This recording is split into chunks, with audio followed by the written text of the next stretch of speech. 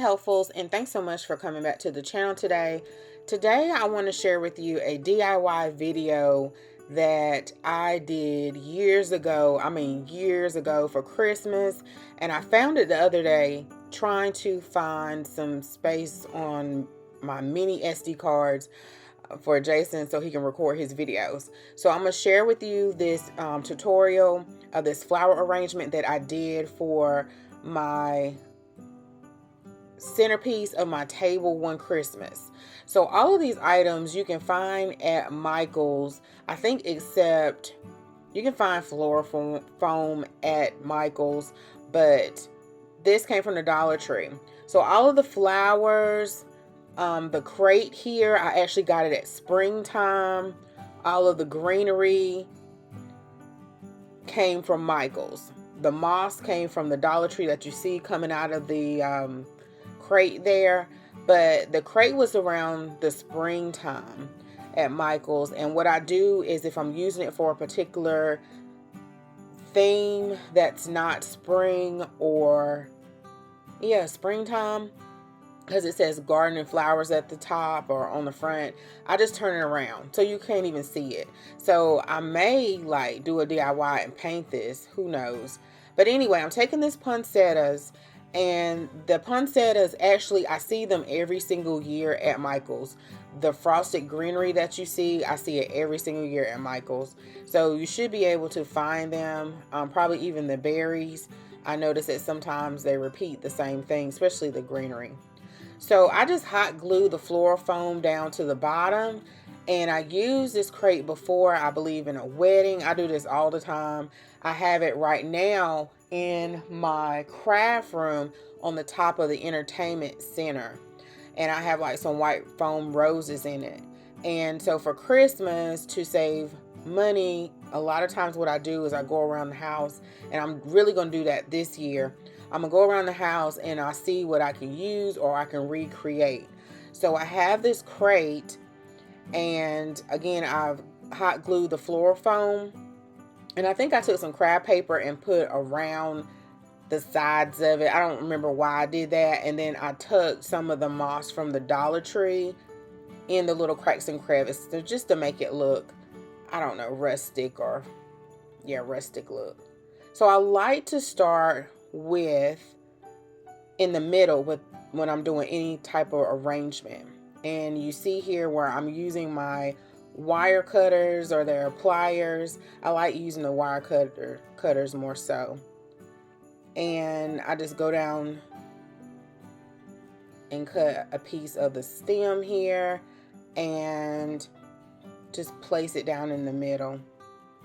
And then as I'm going, I am taking the petals and I am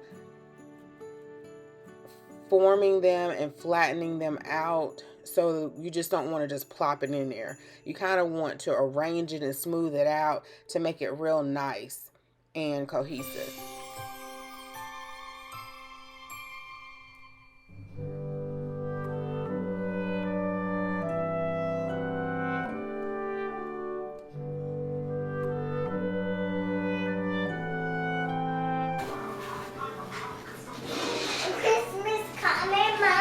Yeah, Christmas coming, baby. So whenever I work with a arrangement, I just don't place the entire stem down in the vase or the planter. Sometimes you can do that, but you have to manipulate it a little bit more. So usually I just take my wire cutters and I'll snip each section off. And usually I kind of measure how high and how wide that I want it to, or really how high I want it or how I want it to flow over the container, and that's how long that I will cut the stem. So for this, I kind of just cut it all the way to the end. And you want to make sure you take your tags off, most definitely. And then I don't never really hot glue the stems down into the floral foam, because you can take this apart, and I of course took this apart and I'll use it like in the Christmas tree or little vignettes. You can use it like on your cocoa bar, the greenery, the flowers, over and over again. So it's up to you. If you are making it for someone, then, or like a bridal arrangement or something, then you may want to hot glue the stem down in whatever surface that you're trying to get it to adhere to. But most of the time, I'll just cut it and put it down on the inside because I know I'm going to take it apart to use it later. Next, we're going to take our gold berries, and we just don't want to place them straight into the arrangement. So you kind of want to bend them and form them and give them some kind of shape and dimension so they won't look stiff and stuffy. Give them some life. So we want, as well, I want to create this effect of, it's kind of like cascading out and giving it some dimension and some flair. So that's what I'm doing. And when you're working with like the berries, especially the ones from the Dollar Tree, but these came from Michael's, they may pop off. So just have your hot glue gun ready. So I don't think I said at the beginning of this project, you just need the flowers, some type of greenery, some berries, your wire cutters, some hot glue. That's it for this project. Really super simple. So I'm hoping the Michaels, I haven't been to Michael's in a while, they will put their flowers on sale at least 70% off. Do they do that, or is that just ribbon? I can't remember, y'all. And usually what I do is I try to do like 3 sets of berries on each side. It depends on what it is. Like if it's a swag, for this arrangement, I knew what I was using it for. So like one in the middle, one in the back, and one in the front.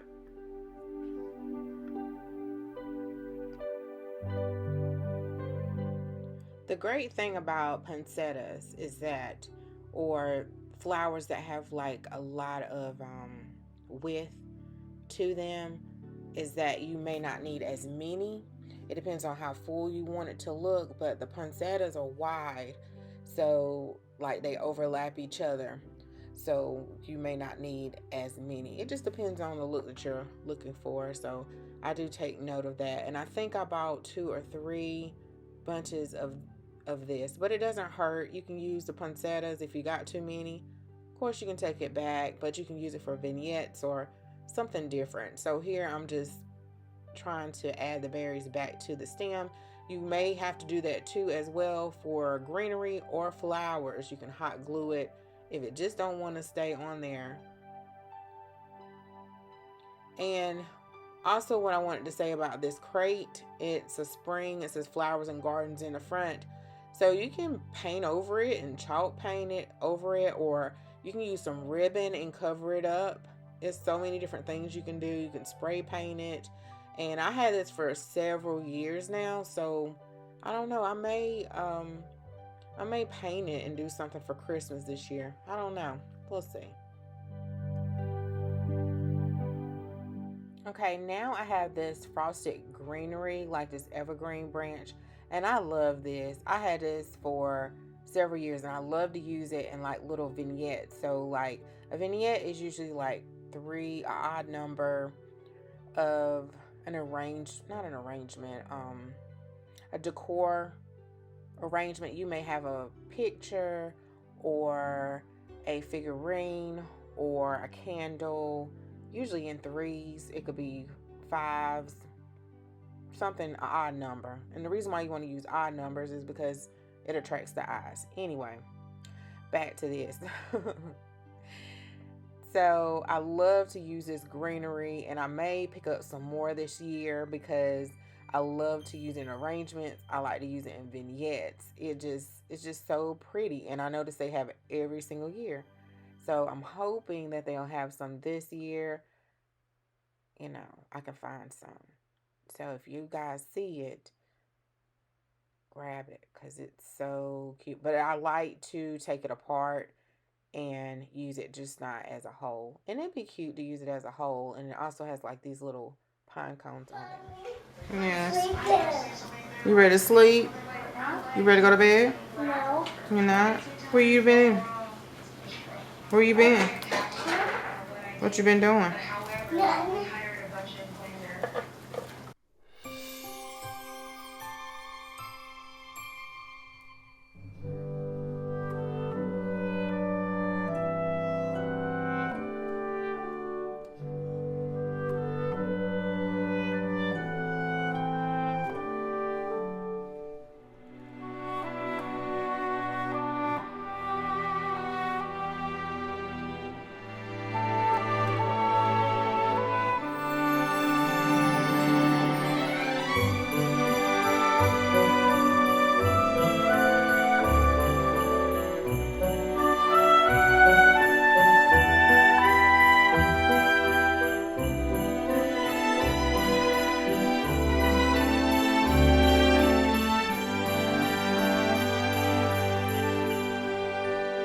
Also, guys, when you're doing your arrangements, be sure to manipulate it and get it the way you want it. If you have to play around with it for a little while, I like to overlap the branches or different greeneries and berries in this case to give it a more realistic look, like it grew that way.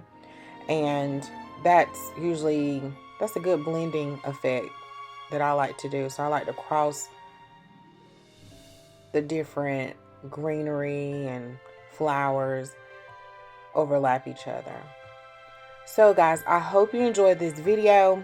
Don't forget to comment, like, and subscribe. And I'll see you guys in the very next video. I appreciate you watching and supporting as always. And also share this video. And I'll see you guys next time. Bye-bye.